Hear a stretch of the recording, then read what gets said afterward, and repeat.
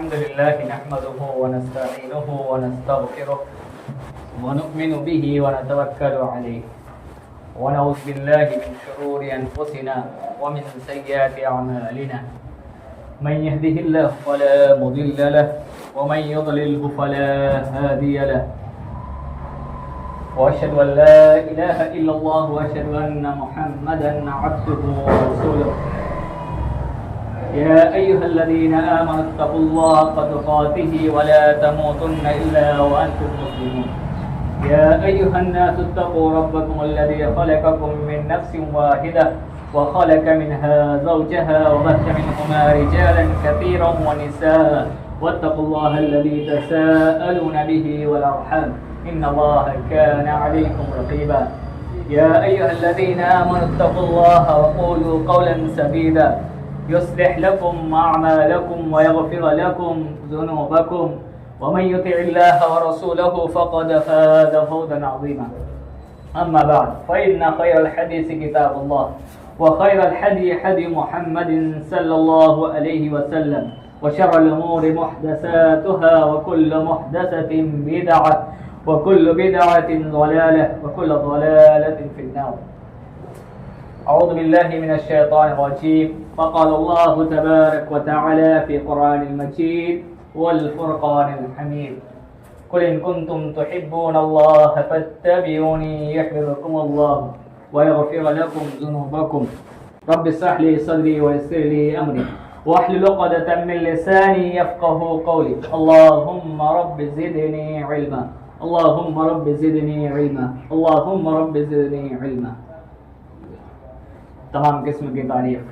کبریائی، بڑائی، بزرگی، حمد و ثنا، پاکیزگی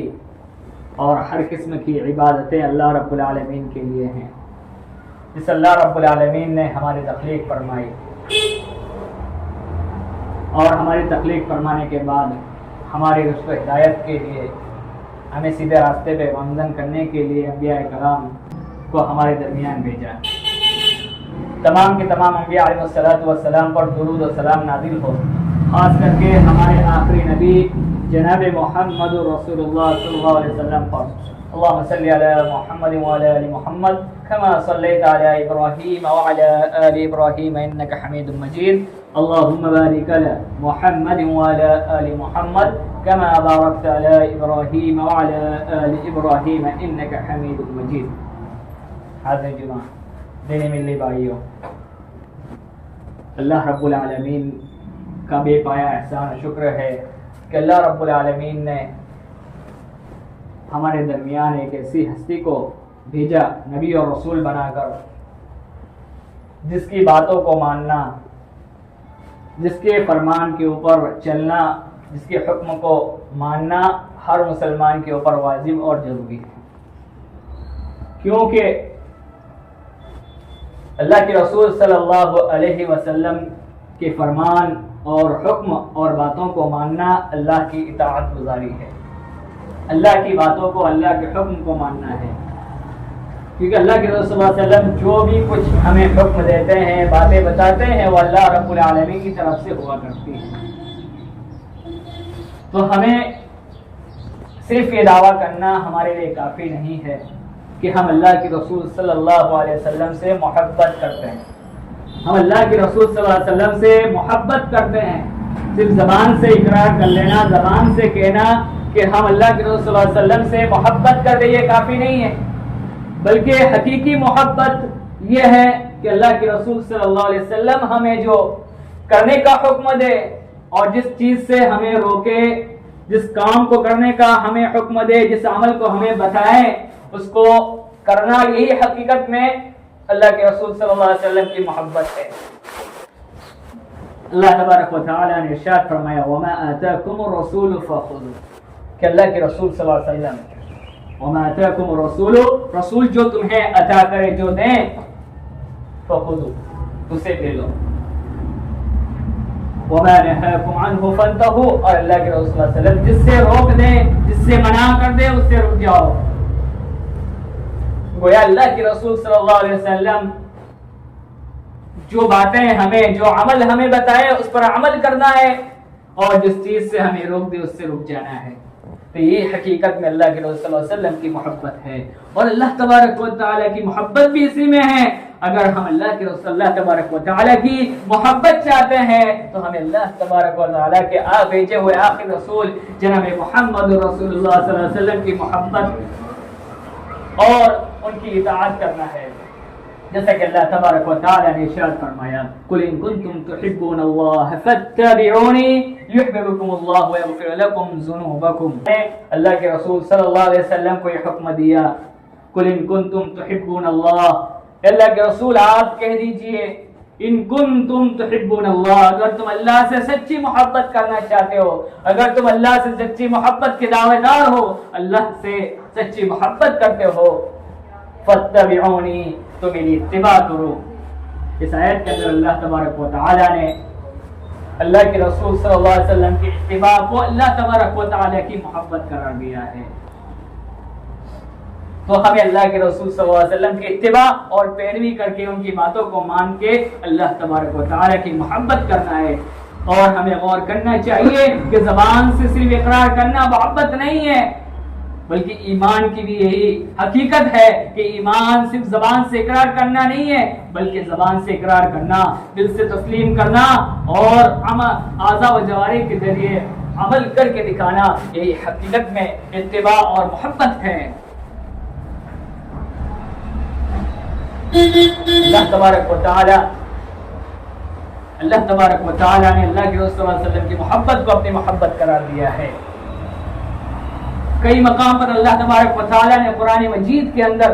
کئی آیتوں کے اندر اللہ تبارک و تعالی نے اللہ کے رسول صلی اللہ علیہ وسلم کی اطاعت کو اپنی اطاعت قرار دیا ہے۔ وَمَن يُطِعِ الرَّسُولَ فَقَدْ أَطَاعَ اللَّهَ،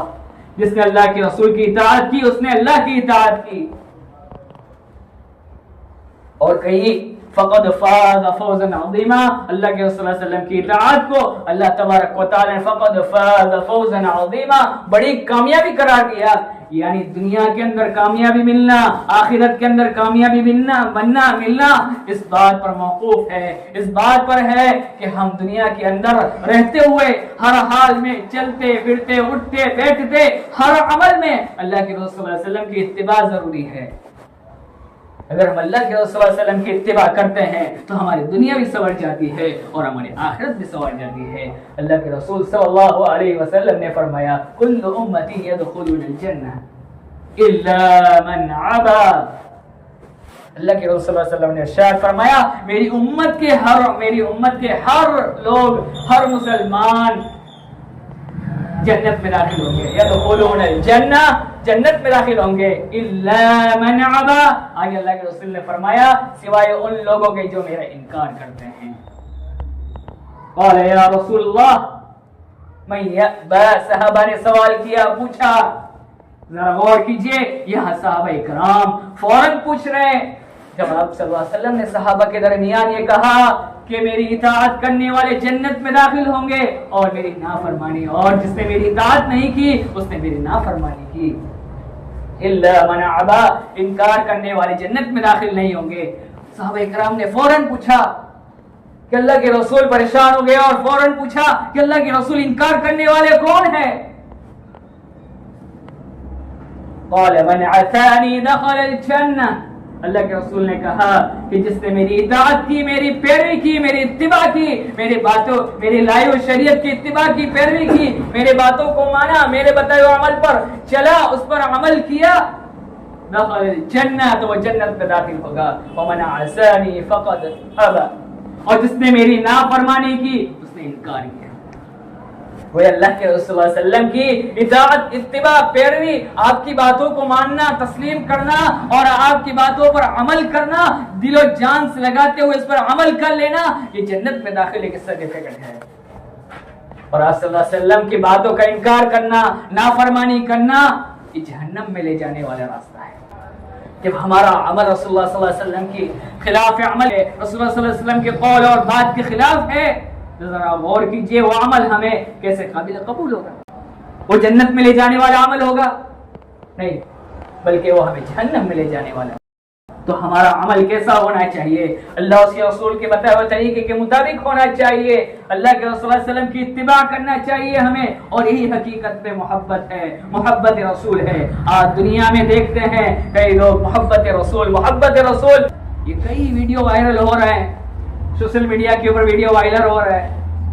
صرف زبان سے محبت کا اقرار کرنا کافی نہیں، حقیقی محبت تو یہ ہے کہ اللہ کے رسول صلی اللہ علیہ وسلم کی لائی ہوئی شریعت کے مطابق عمل کیا جائے، اللہ کے رسول صلی اللہ علیہ وسلم کی بتائے ہوئے طریقے کے مطابق عمل کیا جائے۔ آپ صلی اللہ علیہ وسلم جس کام کو کرنے کا حکم دیا ہے اس کو آنکھ بند کر کے تسلیم کرنا ہے، اس پر عمل کرنا ہے، اور جس چیز سے روک دیا ہے اس سے رک جانا ہے، اس کو عمل کو نہ کرنا ہے۔ یہی حقیقت میں محبت ہے، اور گویا اللہ کے رسول صلی اللہ علیہ وسلم کی محبت اور اللہ تبارک و تعالی کی محبت بھی اسی میں ہے کہ اللہ کے رسول صلی اللہ علیہ وسلم کی اطاعت کی جائے۔ تو ہمیں ذرا غور کرنا چاہیے، سوچنا چاہیے کہ ہم اللہ کے رسول صلی اللہ علیہ وسلم کی صرف زبان سے اقرار کرتے ہوئے محبت کا دعویٰ کرتے ہیں تو گویا ہم جنت کے مستحق ہوں گے یا پھر جہنم کے مستحق ہوں گے۔ ہم اللہ کے رسول صلی اللہ علیہ وسلم کی اتباع کر رہے ہیں، پیروی کر رہے ہیں یا نہیں کر رہے، ہمیں سوچنا چاہیے، غور کرنا چاہیے۔ لہذا اگر ہمیں حقیقت میں اللہ کے رسول صلی اللہ علیہ وسلم سے محبت کرنا ہے تو ہمیں اللہ کے رسول صلی اللہ علیہ وسلم کی بات پر عمل کرنا ہے، باتوں کو ماننا ہے، اتباع کرنا ہے۔ آپ صلی اللہ علیہ وسلم جس کام کو کرنے کا حکم دیا ہے اس پر عمل کرنا ہے، جس چیز سے روکا ہے اس سے رک جانا ہے۔ اللہ تبارک و تعالی ہم تمام مسلمانوں کو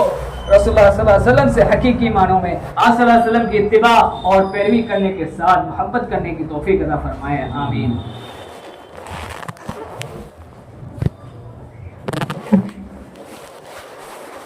الحمد لله نحمده ونستعينه ونستغفره ونؤمن به ونتوكل عليه ونعوذ بالله من شرور أنفسنا ومن سيئات أعمالنا من يهده الله فلا مضل له ومن يضلل فلا هادي له وأشهد أن لا إله إلا الله وأشهد أن محمدا عبده ورسوله أما بعد فإن خير الحديث كتاب الله وخير الهدي هدي محمد صلى الله عليه وسلم عباد الله رحمه الله إن الله يأمر بالعدل والإحسان وإيتاء ذي القربى وينهى عن الفحشاء والمنكر والبغي يعظكم لعلكم تذكرون ولذكر الله تعالى أعلى وأكبر والله يعلم ما تصنعون۔